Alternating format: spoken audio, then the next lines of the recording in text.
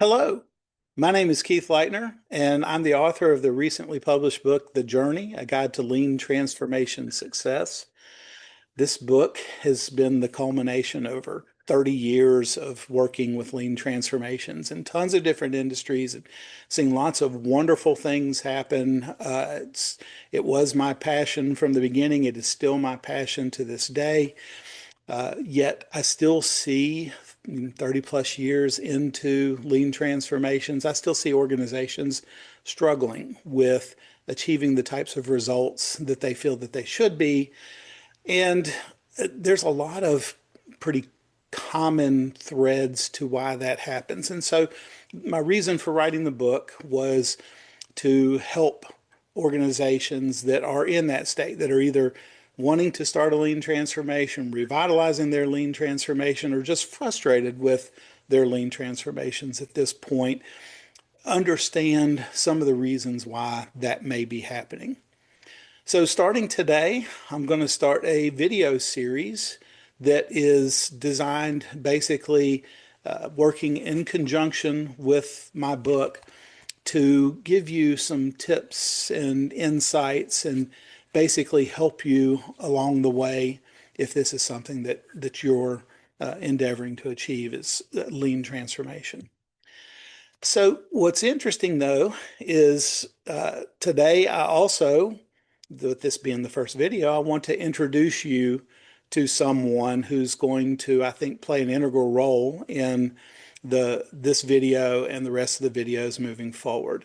So my fiance is incredibly artistic, and when we were talking about creating this video series and some of the things that'll go along with that on social media, we decided that, it might be a good idea to create something, someone that we can use to help promote things. And since the book is The Journey and it is a guide, we thought, what would be great would be if this video series could introduce us to a journey guide. And so just kind of playing, she took a photo of me from a Halloween costume where, yes, I was trying to be Indiana Jones. Yes, unsuccessfully, but I was trying to be Indiana Jones. And she painted basically a caricature of that. And he's great.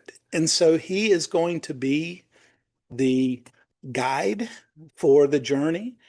And so we thought, okay, well, we need to name him. And so he's not me and he's not Indiana Jones. So we thought, okay, well, maybe he's Transformation Jones. So I think, well, we'll call him TJ for short. So I think that I need to get into Transformation Jones character here.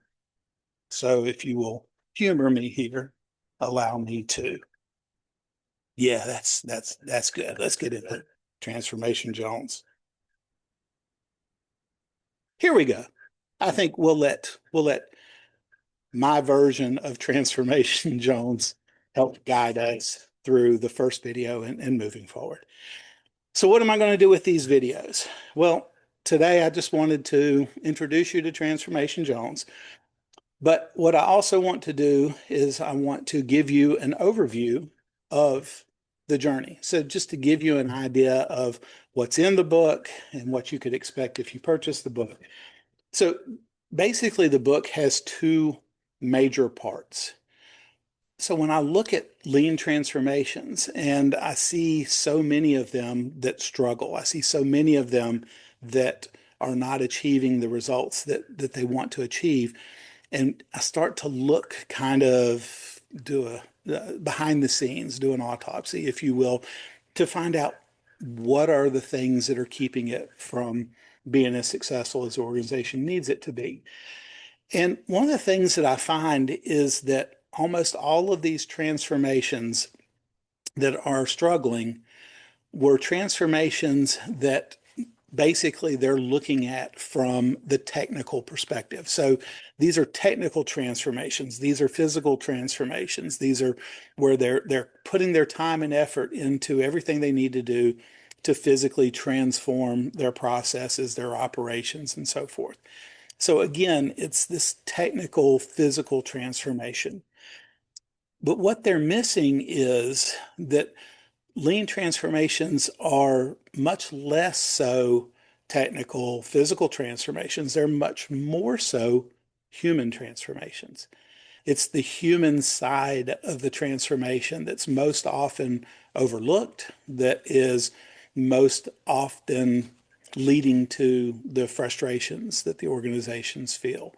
I hear things like, well, we've got all these wonderful ideas and we're making all these changes, but, our people just, they resist everything that we try to do. They just won't do it. Or we made this change and we just can't sustain it and it just keeps falling back.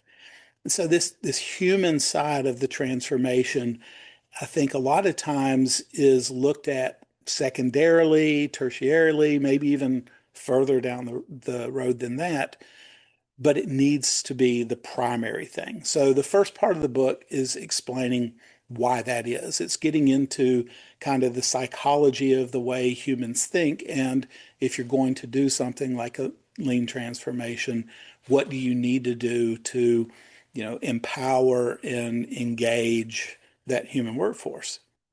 The second half of the book are a set of 8 guiding principles that are designed around that to help you energize and empower your workforce. So it's step per step per step, the 8 guidelines that you need to be able to make sure that first and foremost, you're looking at everything from the human transformation and not the physical or technical transformation. So that's what you'll find in this book, and that's what this series is going to be working through. But I thought I would start today by giving you a little bit of background to my personal journey. And I think you'll see that it kind of helps frame a lot of what you'll read in the book.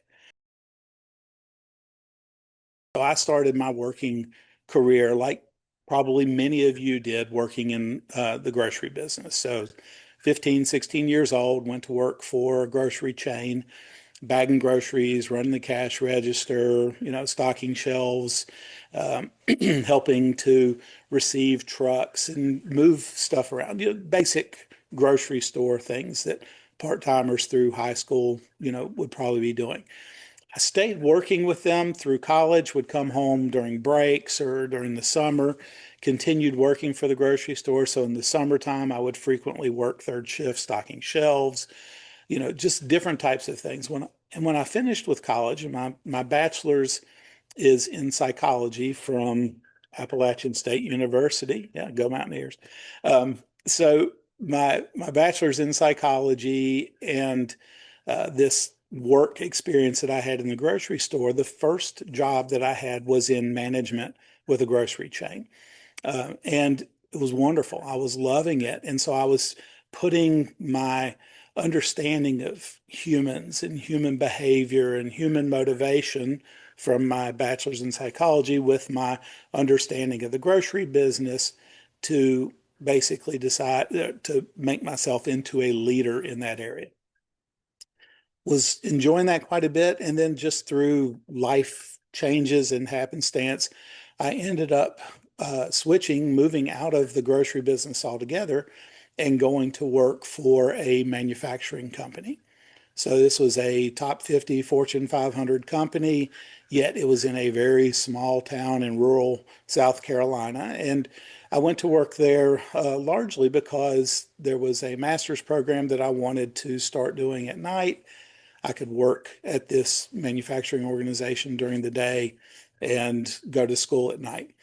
And so my first job with this manufacturing organization was in supervision and management. So I was basically the area manager for a part of the factory that was producing products.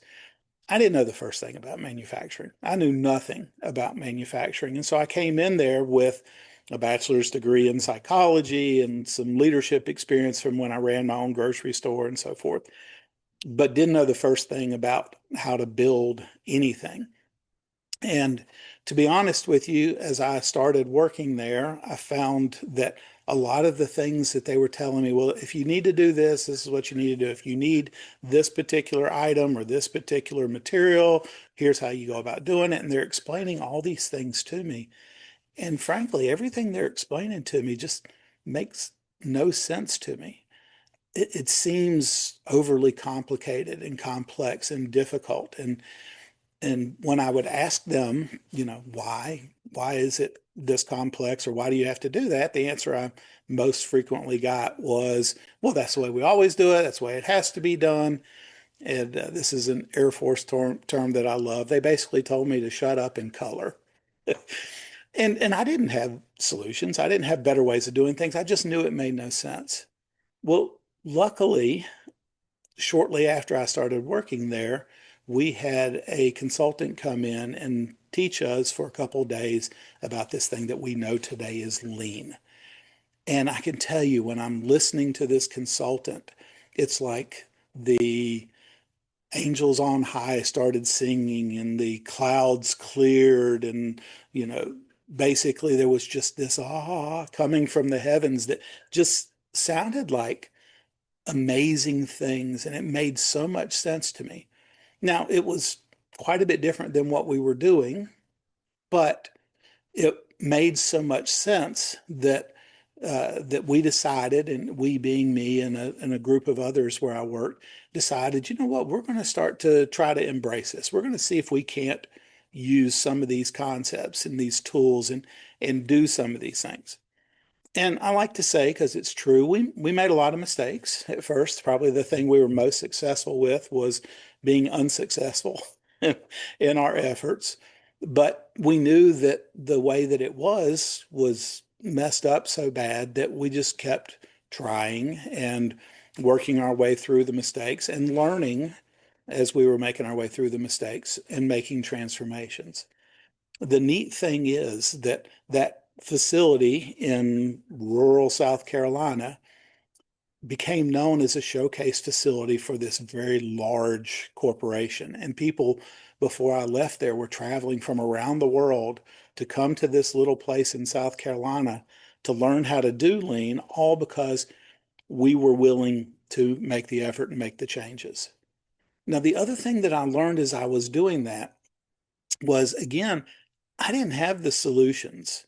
And even with what we learned from this consulting group, I didn't necessarily come up with, okay, well, this is what we need to do. This is what we need to do. What I learned more was, conceptually, this is the direction that it needs to move and why it needs to move there. And that, combined with my human resources and the psychology background and motivating employees and so forth, worked with those. And it was really groups of us coming together, figuring out how to do this. And so I learned very early on the power of the team. That whole 10 minds are greater than one became very clear to me very early on. Working through my career, just kind of advancing from there, the last corporate position I had was actually with an automotive supplier, tier one automotive supplier. And I was actually at a vice president's level leading the continuous improvement program and the quality program throughout North America, with some global responsibility too. And I enjoyed that quite a bit. But in 2001, was able to make the change and go to work with a great mentor of mine, a man who I respect hugely and is one of the biggest names in lean, a man named Jeff Liker. So Jeff Liker he's retired now, used to be a professor at the University of Michigan. He's one of the foremost experts in lean. You'll notice I have several books over here. Quite a few of them have been written by Jeff Liker. And so I went to work with Jeff Liker back in 2001. And what was wonderful about that is that, working with him as a consultant, I was constantly being exposed to new places, new challenges, different types of industries. And in all of those, I knew nothing about the technical side of what they were doing, but I didn't need to, because I knew from my experience with this Fortune 500 company in South Carolina that all I really needed to do was help them, who knew the technical side of things, understand how to make these transformations. Continued doing that consulting, still have a consulting firm to this day. But in 2006, I joined the faculty at the University of Tennessee and was the faculty lead for this huge Air Force transformation program. Wonderful things happening there. Still teach there to this day. I teach in a couple of healthcare MBA programs to this day. In 24, I joined the faculty at the University of Louisville in the College of Business there too. And again, still teaching these concepts, but at the University of Tennessee, it's all within degree programs. At the University of Louisville, it's executive education, non-degree types of programs. But in all of these things, what I've been able to do is just continue to hone that understanding that I have. Lean transformations are first and foremost human transformations. They are technical transformations, they are physical transformations, but they first and foremost are human transformations. The goal is to develop the humans that work for you, to develop a learning, growing, developing, changing organization. And you only do that by putting the focus first and foremost on the human side of things.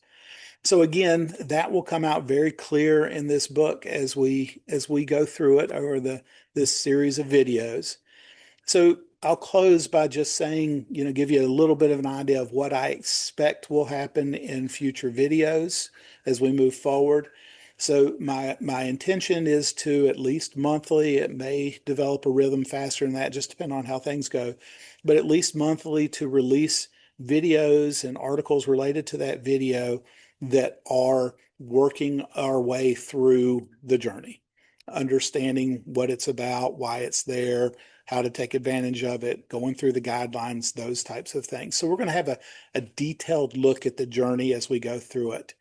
And in addition to that, what I'm hoping will happen is that we'll have some targeted videos based on subscriber feedback. So as you're watching these videos, if you have questions or comments or aspects that you would like to see covered or like to be covered in this series, I'll be more than happy to do that too as we move forward. So I'm excited to do this. I'm excited to be here. I'm excited to be launching this new aspect of my journey. I hope that you are enjoying yourself so far. I hope you're kind of liking TJ here, Transformation Jones. Yes, I'll do my best to get in this character each time.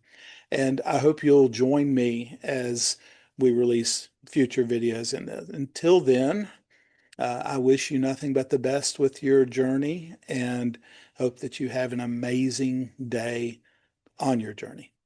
Thank you.